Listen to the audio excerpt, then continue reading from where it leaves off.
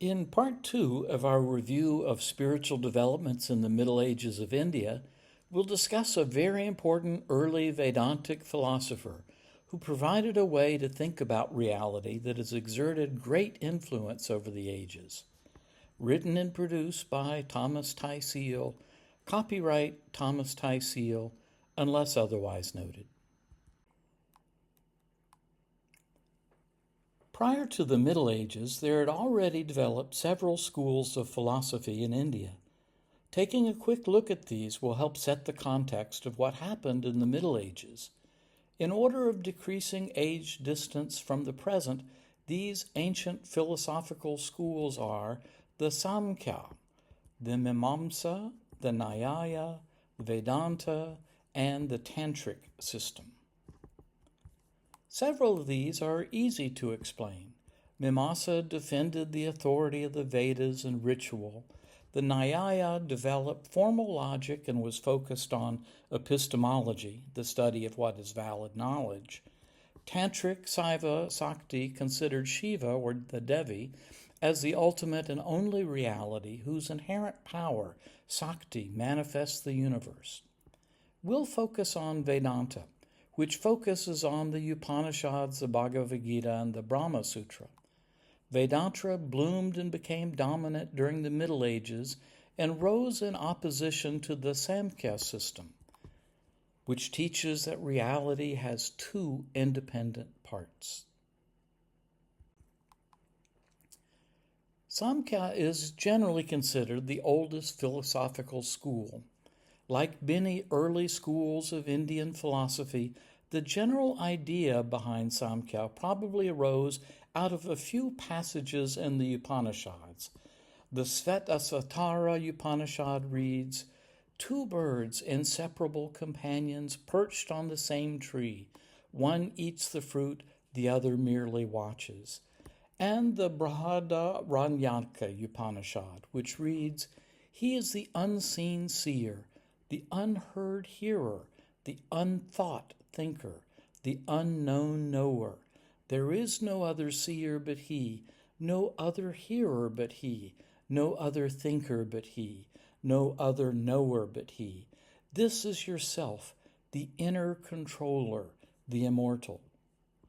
From this we get that reality has two parts, a conscious observer called Purusa, an eternal, inactive, unchanging, pure consciousness that is a passive witness to everything, and Parakti, the eternal, unconscious, ever-changing physical world, and the automatic capacity of bodies and minds to perceive, think, and feel these ever-changing things.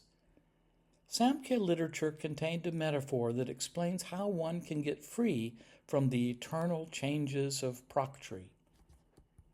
Prakriti performs like a dancer on a stage. Once Purusa realizes it is distinct from her, she stops dancing. In short, one must realize that you're not your body, your emotions, your thinking. There's a practical beauty in this line of thought. The parallels of Parakti with Buddhist thought is obvious. The ever-changing physical world and our capacity to perceive, think, and feel these things is, in Buddhist terms, the five aggregates of form, feeling, perception, choices, and consciousness. Of each of these, the Buddha said, "This is not mine, this is not me, this is not myself." And he preached that liberation from desire from these is necessary to be free from rebirth. Thus, the Buddha seems to have adopted part of this older philosophy. Where Buddhism differs from Samkhya philosophy is in the belief about Purusa, the unchanging witness. For Buddhists, cleaving to that is yet another attachment to be free of. This thing observing us, they would say, is neither permanent, unchanging, or independent. It constantly changes depending on what it observes. Thus, it's not the fundamental reality, as classical Greek philosophers also reasoned. Recall from part 1 of this chapter, however, that Ibn Sina and Ibn Rushd taught that God, or self in Hindu thought, does not change, even if it observes change. because containing all space and time, God or self in Hindu thought, already knows this change. So Ibn Sina and Ibn Rushd would reject the Buddhist argument and side with those who argue that there can be an unchanging observer. They would, however, not equate it with ourself, but with God. Samkhya philosophy also explains change and how to get free of suffering. Prakriti, they say, has three essential qualities: tamas, inertial darkness, heaviness; rajas, activity, energy, restlessness; and sattva, clarity, harmony, and light. ChatGPT gives a great example of how these work to create change. Imagine you're sitting on a couch, scrolling your phone. You're in a state of tamas. You don't feel like moving. After a while, rajas sets in. You have the thought, I should be doing something productive, or you get restless and consider moving. Then sattva sets in, and you think, studying now will help me later, or movement is good for me. These states seem to fit reality fairly well. Samkhya is again similar to Buddhism in that neither talk about a creator, only what is, and both are concerned with suffering. The Samkhya Karika, the 73-verse chief text for Samkhya philosophy, written around 400 of the Common Era, begins with these words: From the torment of the threshold suffering arises the desire to know the means of its cessation. The threefold sources of suffering are internal, physical and psychological, others in the external world, and supernatural or cosmic forces. Suffering is relieved through discernment, distinguishing between the real and the unreal, the permanent self and the impermanent non-self, or right and wrong. Regarding distinguishing between the permanent self and the impermanent self, it's hard not to fall into what the Buddha called the thicket of views. Much depends on how you define self. What we can say, as we just saw, is that most Buddhist schools believe that the witness, which Samkhyas believe is permanent, everlasting, eternal, and not subject to change, is none of these things.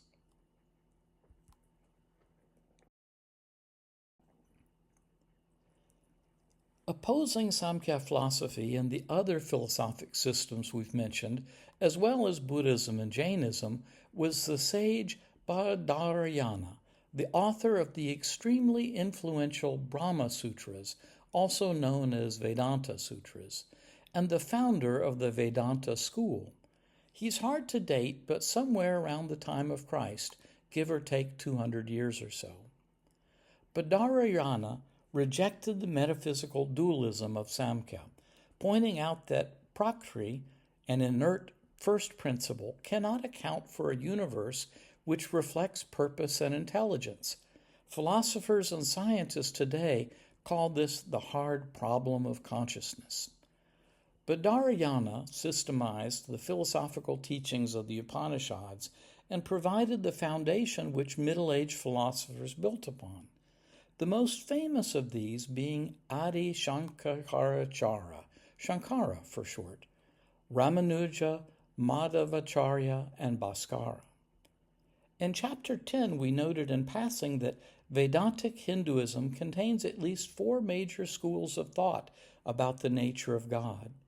These distinctions were the product of developments in the Middle Ages of India and commentaries written about the Badarayana Brahma Sutras.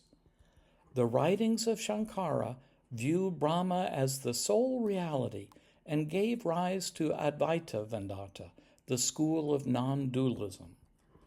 Those of Ramanuja gave rise to Vishishtadvaita Vedanta, qualified non-dualism. Those of Madhvacharya gave rise to Dvaita Vedanta, strict dualism, which maintains a fundamental distinction between God and souls.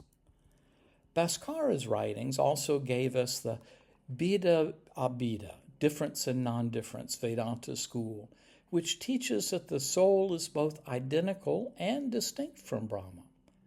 Note that these are all Vedantic schools that arose out of the study of the Upanishads. So, which do you favor? I may be able to help you out.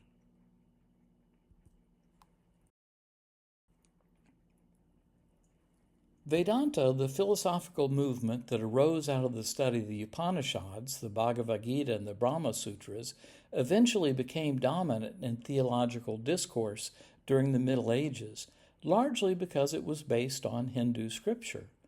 With the exception of Shankaracharya's Vedanta teachings, more aligned with Shaivism and Smartism, Vedanta also became deeply intertwined with the Vaishnavite religion, as both drew upon large portions of the same scriptures as we discussed in part 1 of this chapter. Vedanta's popularity extended because it was not solely philosophical, but integrated bhakti, devotional practices, and because its skilled scholars could answer the challenges of other religious systems. Because of this, Vedanta also received a lot of institutional support from Indian rulers.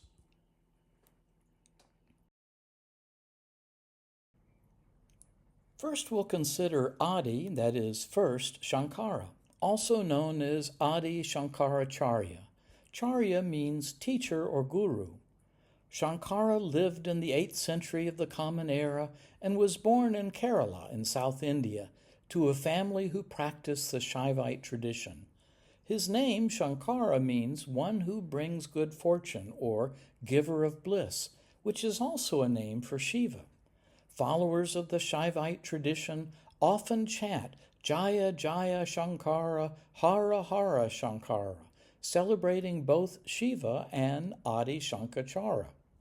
His followers believed he could converse with Shiva and control nature, that he brought a dead boy back to life, and that he temporarily inhabited the body of a king to gain his knowledge. Shankara was the most influential early proponent of Advaita Vedanta. As you've seen, Advaita means not two, and refers to the concept that the world, including the individual soul, Atman, is identical to the ultimate universal reality, Brahman. Shankara's Advaita movement lives on and prospers, and because it is a bit hard to understand for those who grew up thinking that God and humans are separate, we'll spend a bit of time trying to grasp what non-dual thinking about God means.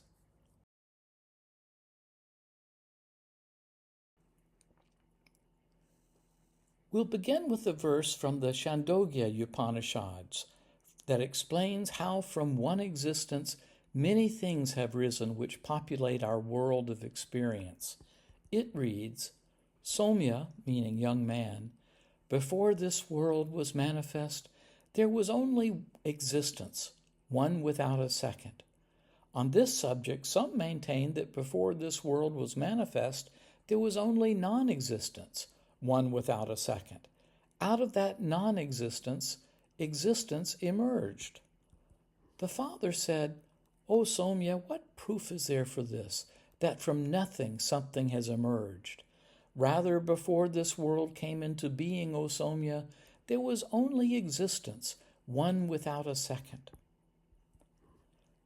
That existence decided, I shall be many, I shall be born. He then created fire. That fire also decided, I shall be many, I shall be born. Then fire produced water.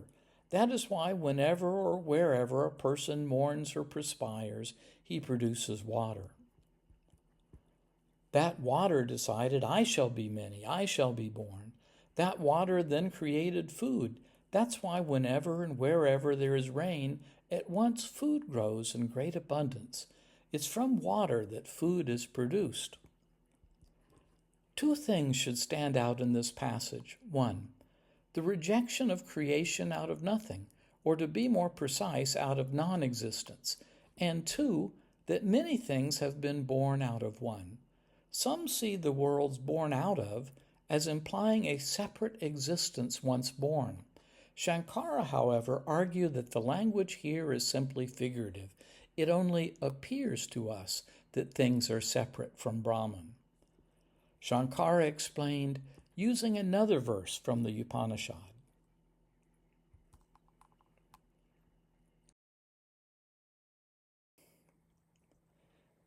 Verse 6.1.4 of the Chandogya Upanishad reads, O Somya, meaning young person, it's like this. By knowing a single lump of earth, you know all objects made of earth. All changes are mere words in name only, but earth is the reality. Shankara explained, the meaning of this passage is that if there is a known lump of clay, which really and truly is nothing but clay, there are known thereby likewise all things made of clay, such as jars, dishes, pails, and so on, all of which agree in having clay for their true nature. For these modifications or effects are names only, exist through or originate from speech only, while in reality there exists no such thing as a modification. Insofar as they are names, individual effects distinguished by names, they are untrue. Insofar as they are clay, they are true. This parallel instance is given with reference to Brahman, applying the phrase having its origin in speech to the case illustrated by the instance quoted. We understand that the entire body of effects, everything in the universe, has no existence apart from Brahman. In short, Shankara asserts that everything that has a name and form, which he often referred to as Maya, meaning illusion, has no independent ontological reality, no being apart from Brahman, as there is nothing else. As you'll see, Maya also has a more technical meaning to Advaitist, which we'll explore later. To make sure that we understand that we too are part of Maya, Shankara noted that when the Chandogya Upanishad says, "This is the self, thou art that," this doctrine of the Veda does away with the independent existence of the individual soul, and further, the opinion of the entire phenomenal world having an independent existence is likewise to be set aside.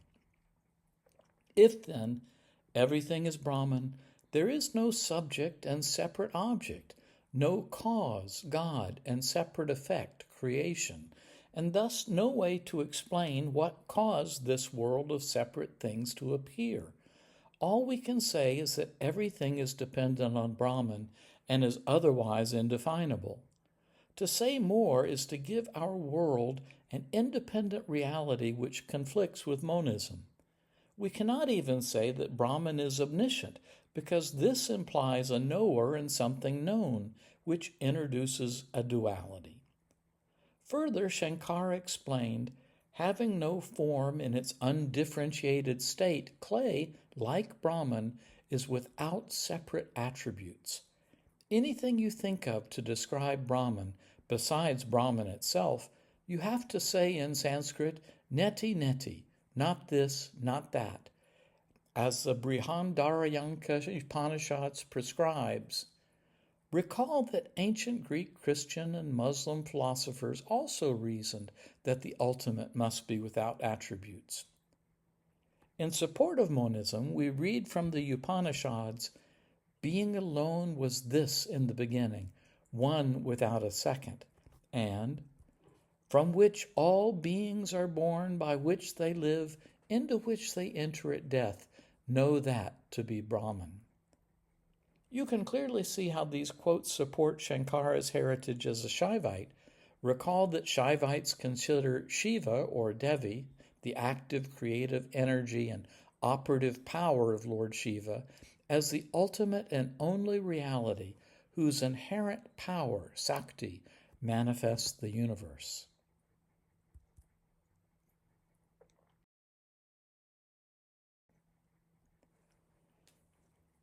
Like so many philosophers before him, Shankara wrestled with how to conceive the nature of God. We've already seen that he believed that Brahman cannot be said to have attributes, but could Brahman change or act? The Chandogya Upanishad says, all this is Brahman.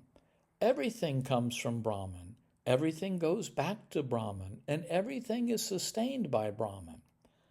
Commenting on this, Shankara wrote, "That omniscient, omnipotent cause from which proceeds the origin, substance, and dissolution of this world, which world is differentiated by names and forms, and the nature of whose arrangement cannot even be conceived by the mind, that cause, we say, is Brahman." This cause from which things proceed sounds like change, an action, perhaps even a creator making a separate creation. Reflecting on other Upanishads, however, Shankara saw Brahman as undifferentiated and indivisible. For example, the Mondaka Upanishad reads, "He, God, is not grasped by the eye, nor by speech, nor by other senses, nor by tapas, austerity, nor by karma, action. When one's mind is purified by the clearness of knowledge, then alone he sees the indivisible Brahman by contemplation."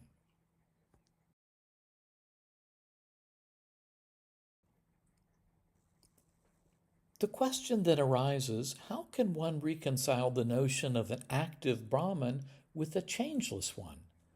Shankara's answer was that Brahman only appears to act.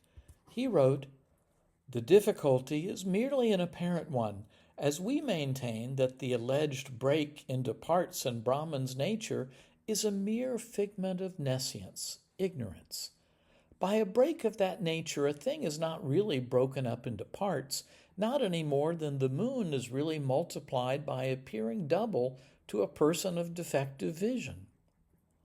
To explain how one thing may appear as another, Shankara also used the analogy of the unchanging sun appearing as many in the waves of the water, and as an unchanging rope appearing as a snake. Shankara further explained, "By that element of plurality which is the fiction of nescience, which is characterized by name and form, Brahman becomes the basis of this entire apparent world with its changes and so on, while in its true and real nature it at the same time remains unchanged, lifted above the phenomenal universe. And as the distinction of names and forms, the fiction of nescience originates entirely from speech only, it does not militate against the fact of Brahman being without parts.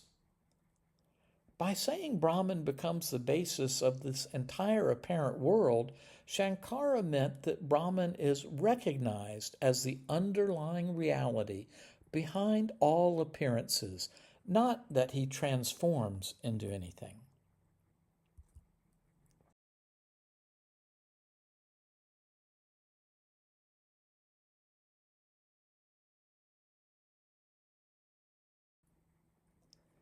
So let's look at some philosophic comparisons.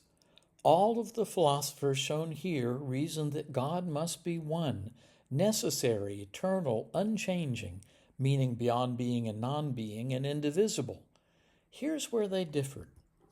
Shankara thought that God, Brahman, was self-luminous, consciousness, a reality without attributes, ultimately removing even those above by neti, not this, not that, and that can only be known by removing ignorance of non-duality.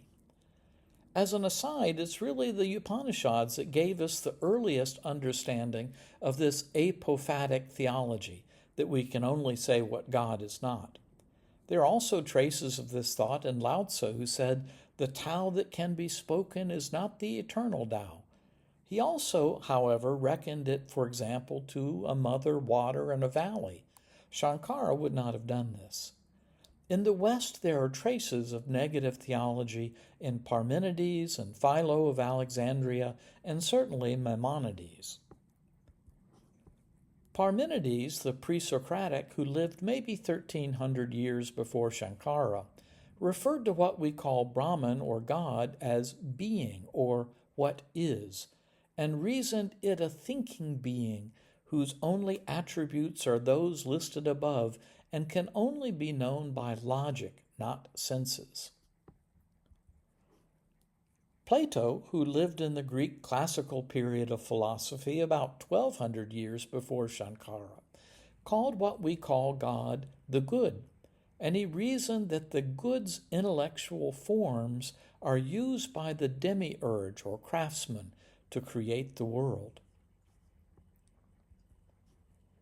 Among the ancient Greeks, Shankara is most different from Aristotle, who lived over 1100 years before Shankara and held that God is an unmoved mover of pure actuality, engaged in self-contemplation, who causes movement as an object of desire.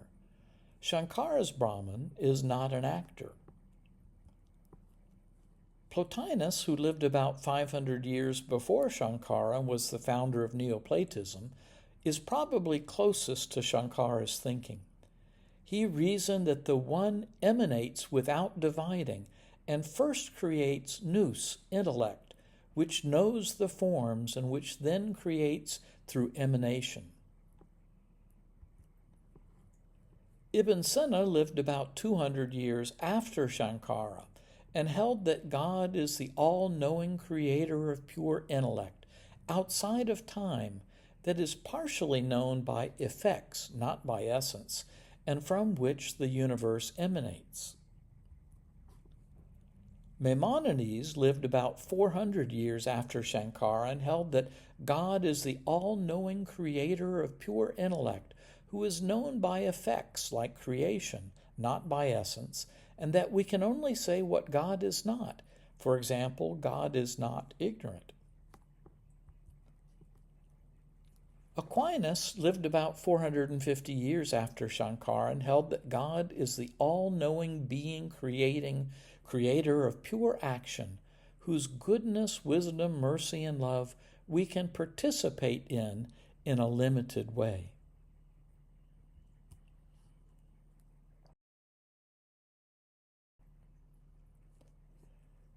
So far, we've been exploring Shankara's thought about God and how this compares to some of the other philosophers we've studied. Now we must go further and explain that Shankara differentiated 3 levels of reality.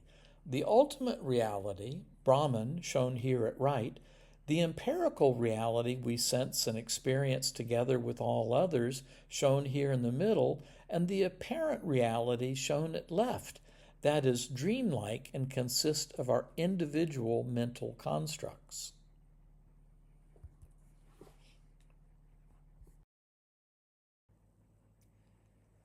Shankara grants that the world we all commonly experience has empirical reality. We can experience it with our senses and measure it. He asserts, however, that it is not the ultimate reality because it's not independent of Brahman, the only true reality, and that the world's apparent independence is due to ignorance. The Upanishads teach no Prakriti to be Maya, a dependent appearance, and the great Lord to be Mayan, Brahman wielding Maya. This whole universe is pervaded by what are, as it were, his manifestations. Thus, nature, what we experience as our empirical reality, is not ultimately real, but a dependent appearance of Brahman. It's not that we can't perceive Brahman, hiding as it were behind all we see like atoms within matter. According to Shankara, it's that nature is Brahman, and from the ultimate perspective, so are we. So once we remove ignorance as to our real reality, there's no other to perceive, nor anyone to perceive it, as there is no it hidden anywhere.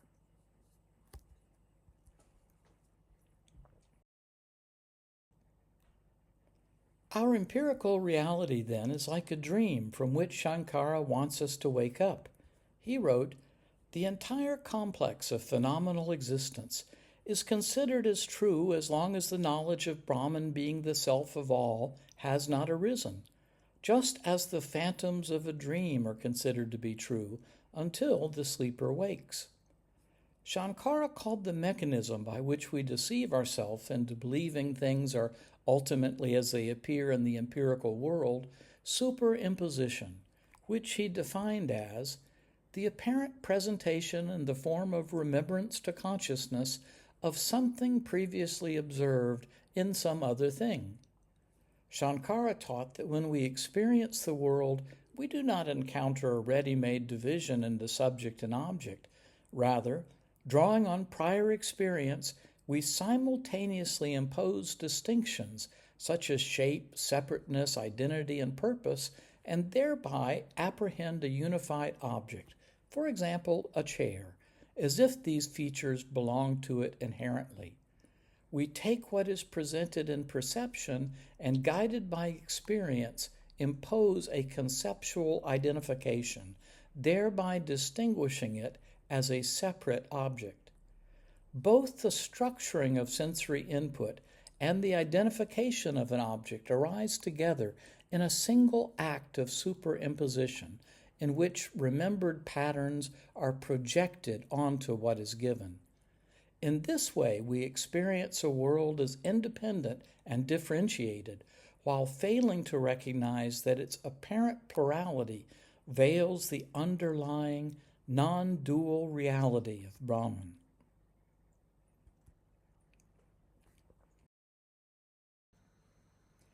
At the empirical level, it's not just that we mistake material objects as being other than Brahman, we also mistake ourselves and other living beings as being separate from Brahman. In ordinary experience, we unconsciously superimpose the properties of body and mind, such as agency, limitation, and change, onto the self with a capital S, meaning Atman Brahman, which is in reality changeless and without attributes. At the same time, we project the divine self onto the body-mind, treating what is inert as conscious and taking ourselves to be thinkers, doers, and experiencers. As a result, we take ourselves and others to be individual persons rather than the non-dual divine self, again with a capital S. We also take ourselves to be subjects, knowers, in a world of objects to be known. But this subject-object division is itself a product of superimposition. In reality, there is only non-dual Brahman without such distinctions. We further regard ourselves as independent existing entities, when in truth all things are non-separate from and dependent upon Brahman. These fundamental errors structure our entire empirical experience and have profound consequences, binding us to cycles of karma and suffering.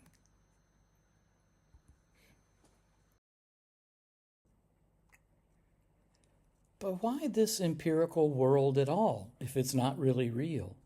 Here, Shankara would say that this question is like a dreamer asking within a dream why the dream exists. Any answer given within the dream is itself part of the dream.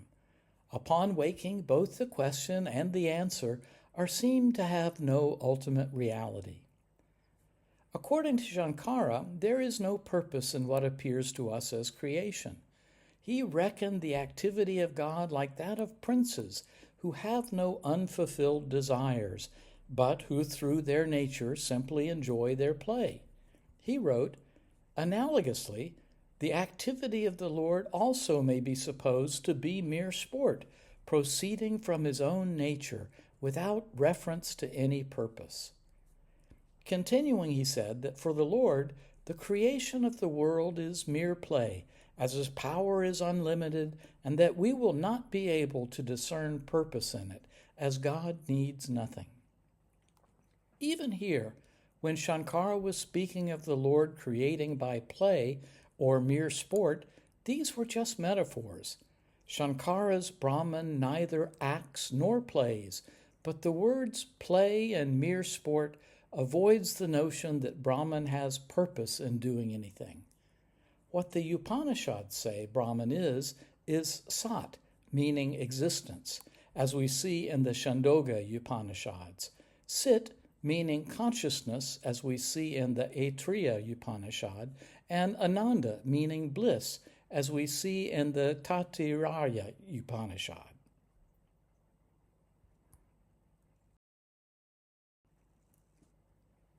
As to the empirical world we all live in, Shankara wrote, "We must remember that the scriptural doctrine of creation, that all things come from Brahman, does not refer to the highest reality. It refers to the apparent world only, which is characterized by name and form, the figments of niscience, and it, moreover, aims at intimating that Brahman is the self of everything."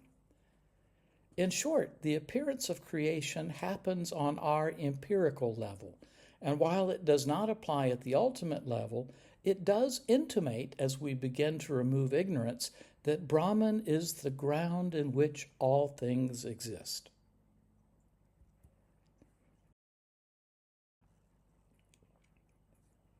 That brings us to what is, at the empirical level, the seeming purpose of it all. As noted, Shankara holds that everything in our empirical world intimates a greater reality. Through it, guided by Scripture, we can begin to discern that what appears as multiplicity depends upon a deeper unity. Scripture also teaches that prior to our enlightenment, Ishara, which means Brahman appearing as the Lord of attributes in our empirical world, trains us as we observe Ishvara dispensing karmic justice and sustaining moral order. These functions, however, belong only to the empirical level, not to Brahman itself. Brahman does not act with purpose or design. Rather, within the world of appearances, liberation occurs when ignorance is removed and we recognize what we have always been, Brahman.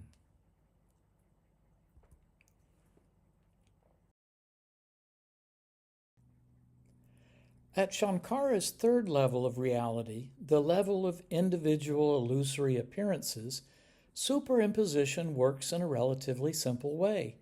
We perceive something and mistake it for something else. For example, seeing a rope and thinking it to be a snake, or experiencing a dream as if it were real. These errors are not shared or stable. Others may correctly perceive the rope, and a dream is dismissed upon waking. For this reason, they do not belong to commonly accepted empirical reality, but are merely individual transient appearances. Such misidentifications are always experienced and corrected locally by a particular knower.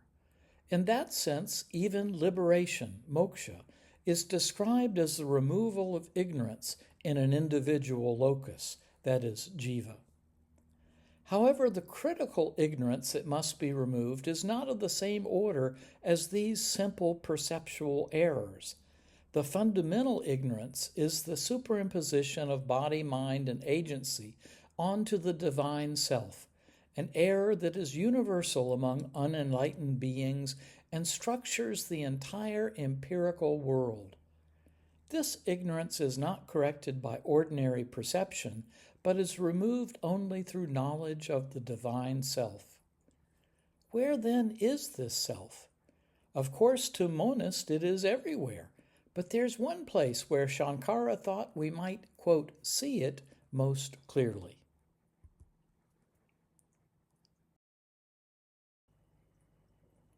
In speaking about the unreality we experience in a dream, Shankara wrote, "These effects themselves, that a sleeper sees in a dream," we reply, "are unreal indeed, but not so the consciousness which the dreaming person has of them. This consciousness is a real result, for it is not sublated, removed, by the waking consciousness. The man who has risen from sleep does indeed consider the effects perceived by him in his dream, such as being bitten by a snake, bathing in a river, etc., to be unreal, but he does not on that account consider the consciousness he had of them to be unreal likewise." Shankara saw this consciousness as the intelligent soul of humanity, the essence of reality itself. He wrote, "The soul is of eternal intelligence for that very reason that it is not a product of the mind, but nothing else but the unmodified highest Brahman, which, owing to the contact, being seemingly associated with its limiting adjuncts, like our apparent body and mind, appears as an individual soul, an individual self or jiva, rather than Brahman. This conscious, eternal, attributeless soul, which Shankara said is the unmodified highest Brahman, lies beyond the grasp of our senses, our mind, and our knowledge. Shankara explained, "You cannot see that which is witness of vision, which pervades by its eternal vision the act of our ordinary vision. Similarly, you cannot hear that which is the hearer of hearing. You cannot think that which pervades thought, the mere function of the mind. You cannot know that which pervades knowledge, the mere function of the intellect. Thus, Brahman, and that includes ourselves, cannot be known as an object, as knowledge requires an object, and true reality, Brahman, lies beyond what we can perceive. Our task, then, is to see beyond our senses and begin to participate in the ever-present, self-luminous consciousness which pervades and is all things." Shankara's self-description helps here. He wrote, "I am neither mind, nor intellect, nor ego, nor memory, neither ears, nor tongue, nor nose, nor eyes, neither space, nor earth, nor fire, nor air. I am pure consciousness and bliss. I am Shiva." Recall that Shankara was from a Shaivite family, though his teachings extend beyond sectarian orientation.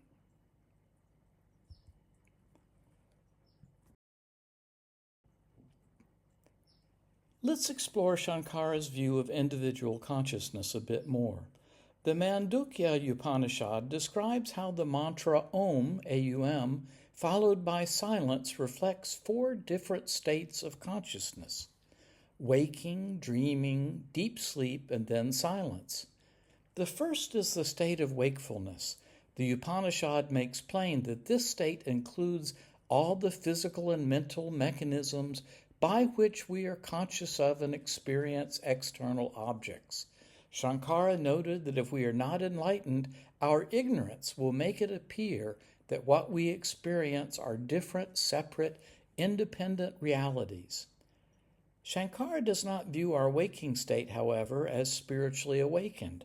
He wrote, "Just as in a dream, objects are experienced as real, though they are unreal, so also in the waking state." Thus he made plain that even in the waking state we are in a type of dream. The second state of consciousness is the dream state, where consciousness is no longer dependent on external conditions and is self-sufficient, generating, experiencing, and observing what has been projected in the mind based on impressions from past experiences.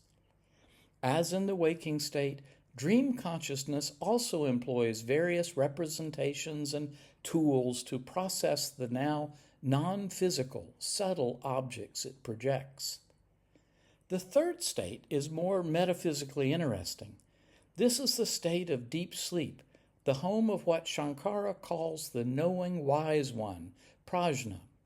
Here there is no conscious processing, simply consciousness itself, and one is free of thoughts and desires.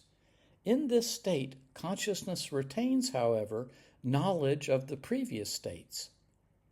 Shankara explained that in this deep sleep, a unifying but not destroying darkness descends, paradoxically revealing that all these waking and dreaming experiences of subject and object are merely thoughts which in darkness have for now dissolved, so that oneness prevails, freeing the sleeper of any entanglements and thus helping the deep sleeper to experience renewal and a limited type of bliss. Of this third state, the Mandukya Upanishad, verse 6 says, "This is the Lord of all, this is the knower of all, this is the controller within, this is the source of all, and this is that from which all things originate, and in which they finally disappear."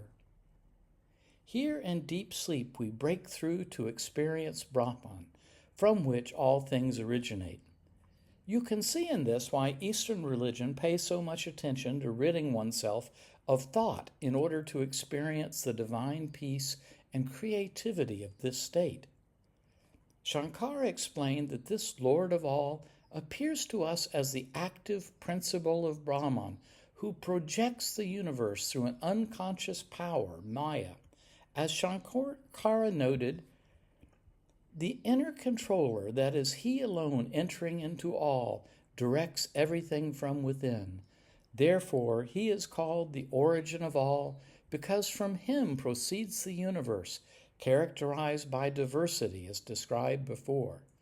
It being so, he is verily that from which all things proceed and in which all disappear. Shankara is here explaining that the universal spiritual consciousness manifest in our deep sleep is the source, the door through which our waking and dreaming states arise. Finally, we get to the fourth state of consciousness, the transcendental turiya, the silence after the Om.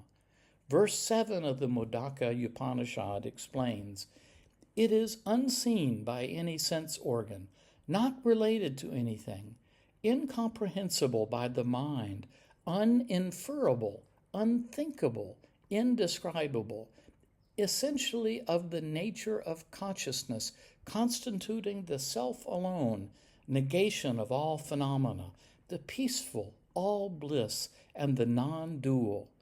This is what is known as the fourth, Turiya. This is the Atman, the true self, which is Brahman, and it has to be realized."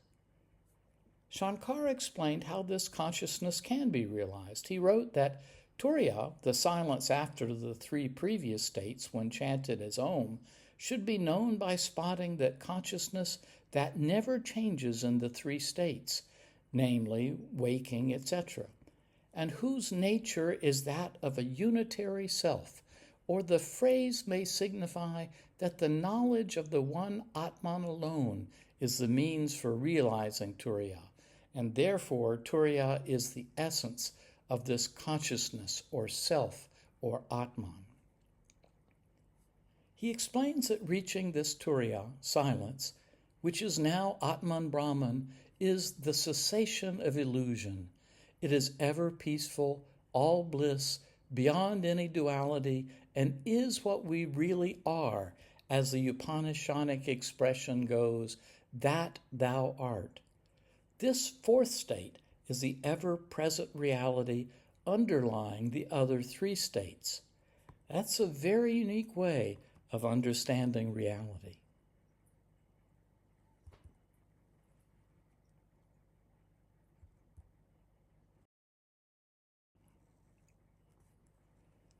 According to Advaitists, people are either not conscious or conscious that they are Brahman. Those who are not conscious or do not believe this simply carry on as usual. Shankara explained, "Hence, as long as true knowledge does not present itself, there's no reason why the ordinary course of secular and religious activity should not hold on undisturbed. The case is analogous to that of a dreaming man who in his dream sees manifold things, and up to the moment of waking is convinced that his ideas are produced by real perception without suspecting the perception to be merely a apparent one. But what happens after one realizes that he or she is Brahman? Shankara wrote, "For the knower of the self, there is no duty whatsoever."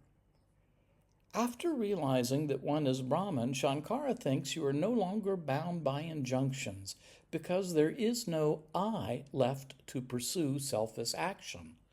He wrote, "For as long as something else in our pre-Brahman life remains, a desire is possible, but there is nothing else which could be desired in addition to the absolute unity of Brahman.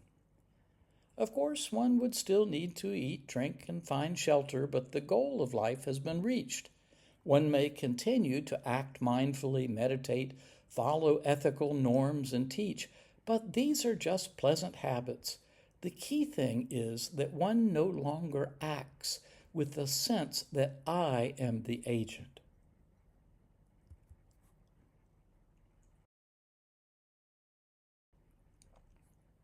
So let's look at some Advaita practices that may help you understand that you are Brahman.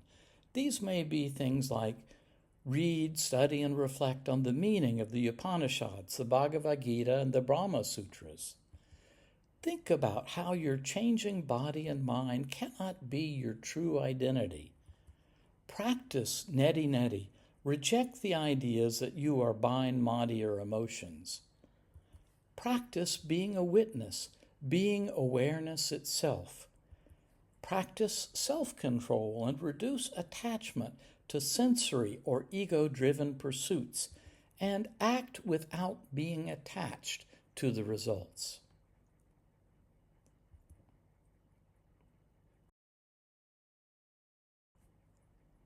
Before we leave Shankara, we should note that while Shankara was a Shaivite, he introduced a form of worship known as Panchanyatna, the simultaneous worship of 5 deities, Ganesha, Surya, Vishnu, Shiva, and Devi.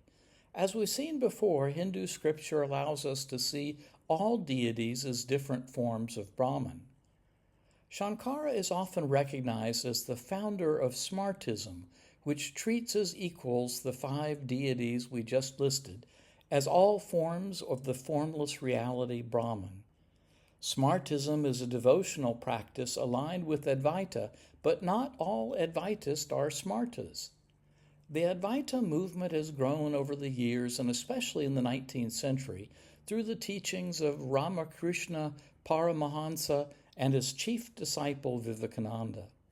In the YouTube age, I can recommend the Advaita educational videos of Swami Saravapriyananda.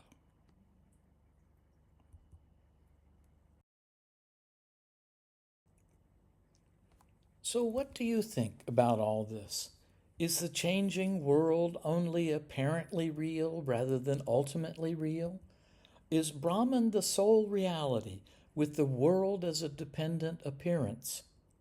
Are we like dreamers who take the dream as real until knowledge dawns? Is both the subject and object of experience part of Maya, illusion, rather than ultimately real? The Big Bang, which started our universe, gives a certain appeal to monism, inasmuch as everything, both material and immaterial, seems to have emerged from it.